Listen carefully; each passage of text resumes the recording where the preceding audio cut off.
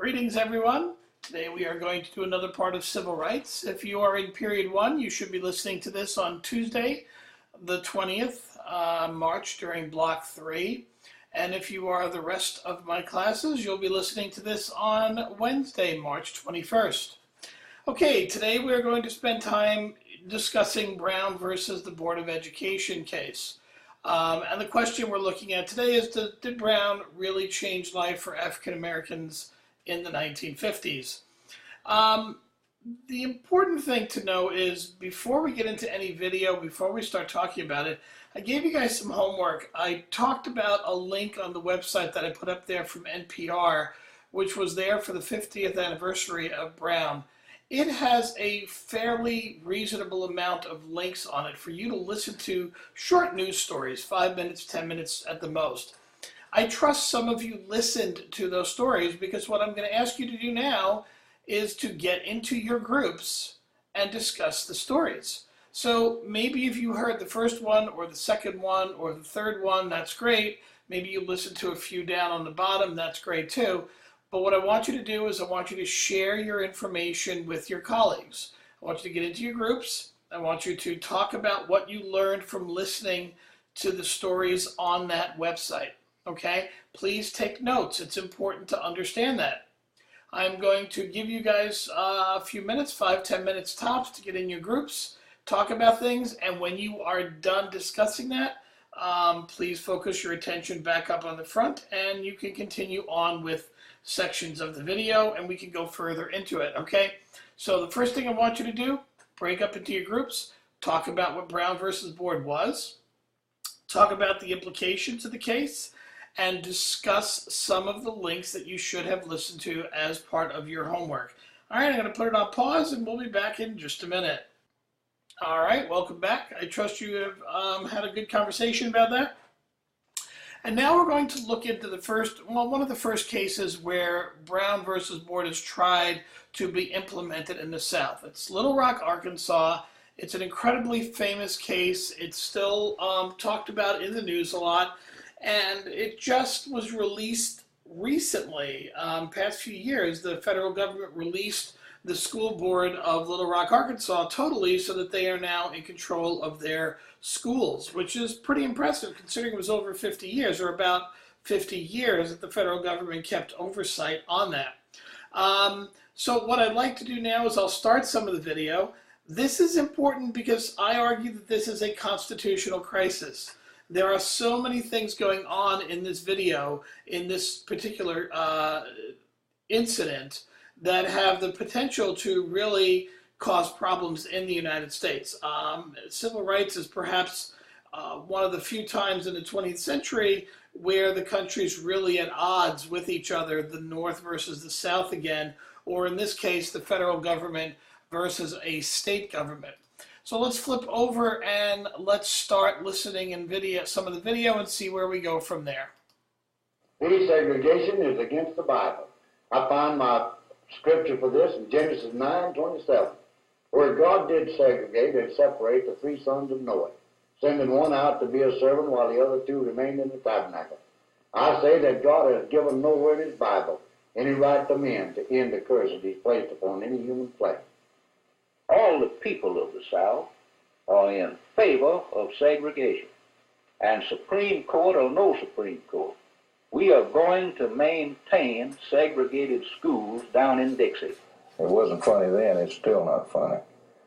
But suddenly we have the 14th Amendment that took 100 years, brought on by the Civil War, suddenly must be complied with. Equal treatment under the law.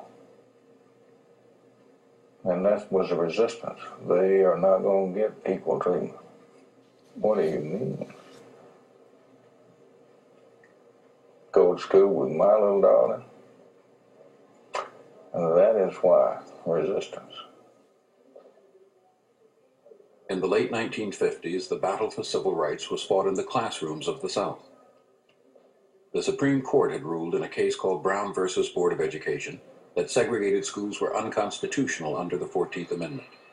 Many Southerners saw the decision as an attack on their heritage and traditions. The battle lines were drawn. I think we were not really quite prepared for the extent to which the South would resist the implementation of the Brown decision. In fact, the shutting down of the NAACP in Alabama, the resistance evidenced in places like Virginia and Arkansas, the legislative investigations committees in Florida and in other states, really frightened us. And the white resistance could also be violent. In February 1956, a black woman named Autherine Lucy was quietly admitted to the all-white University of Alabama. But the night after she arrived, students and townspeople began a riot.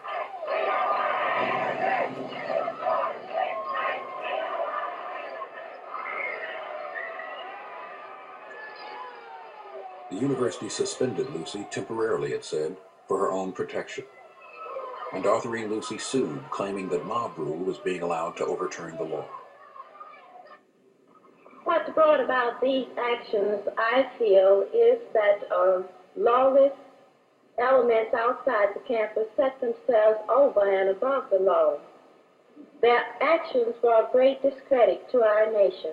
The charge has been made, and made by some fairly moderate people, gradualists you might call them, that the NAACP, the General Counsel you are, is moving too far, too fast. That following the decision of the Supreme Court, you would have been well advised to let things move along gradually for a while, that you can't overthrow the prejudices of 300 years overnight. You can, or maybe you can't, override prejudice overnight. But the Emancipation Proclamation was issued in 1863, 90-odd years ago.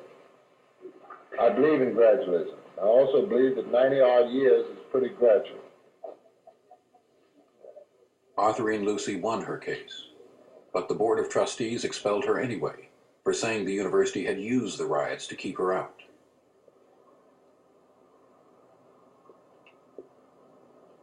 Across the South, the Lucy case gave resisting whites hope.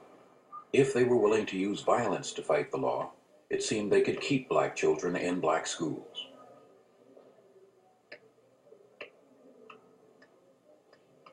And it seemed the federal government would not step in. After the riots, the president spoke only of extremists on both sides.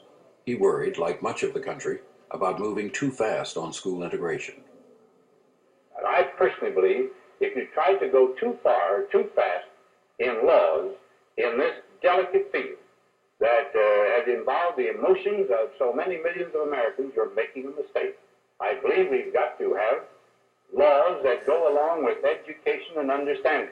And I believe if you go beyond that at any one time, you cause trouble rather than benefit.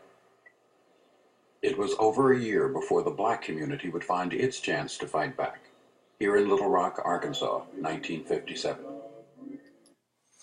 Okay, so let's talk about Little Rock, and let's talk about what we just saw first, okay? The Autherine Lucy case is a test of Brown v. Board, yet she's still pushed out. There is rioting, and Eisenhower doesn't seem like he wants to do anything about it. What was Eisenhower's approach? What did he believe? Does Eisenhower believe in integration? Does he not? Is he a racist? Is he not a racist? What do you know about Eisenhower? You should have done some reading about him to try to understand what he's like, okay? Take a few moments, talk amongst yourselves, make sure you have a good understanding of what's taking place with Brown v. Board and with the decision and how the decision is trying to be implemented around there, okay? When the lady was talking in the early part of the video, she said they were worried about how some of the states were going to resist and how the states were going to try to change things. And that's a serious issue for her to be worried. Spend a couple of minutes, talk to each other about it. When you're done, come back, we'll start the video again. All right, welcome back. I trust you had a good conversation about this part of Brown versus Board and where it took the nation up to the Little Rock part. Now let's go a little further and see what the start of integration in Little Rock was like. Little Rock was a moderate southern city in a moderate southern state. By 1956, both the state universities and the city buses were integrated. Its school board made plans to desegregate slowly. The first year, 1957, 9 black teenagers would attend one school, Central High. Little Rock's black leaders were hopeful. We have a very enlightened group of people in Arkansas. And they have accepted everything else. They accepted bus integration without any fanfare. And they will take the school integration as just another going to school. The black children were not getting a chance, and they needed it. They needed it more than anyone, and we were very strongly in favor of that, and could see that integration would improve that. But we did, at that stage, have fears, and they were, I guess, just naturally born emotional fears. And so we needed some help from the officials, the state officials, the county, the city officials, and primarily from Governor Faubus as to what he told the people, whether it was the law or not. One of the reasons Governor Orval Faubus of Arkansas was a moderate by Southern standards, a man the black community had supported. But in his last election, he'd faced tough opponents, and he knew he'd need the segregationist vote if he wanted to be reelected. The night before school opened, Faubus made a decision. I have therefore, in accordance with the solemn responsibilities and the oath of my office, taken the following action. Units of the National Guard have been and are now being mobilized with the mission to maintain or restore the peace and good order of this community. Advanced units are already on duty on the grounds of Central High School. The Arkansas National Guard ringed the school with orders to admit only the white students. It shocked the country. State troops were now being used to prevent enforcement of federal law. At the center of the crisis were these 9 teenagers, selected by the school board because of their excellent grades. The first day, 8 of the 9 went to school together, accompanied by their parents and ministers. They expected some harassment, but no real trouble.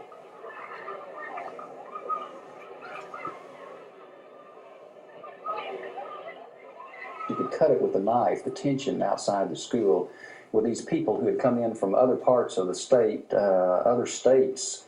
There were license plates from all other states that were there, people who had come in and were outside our school.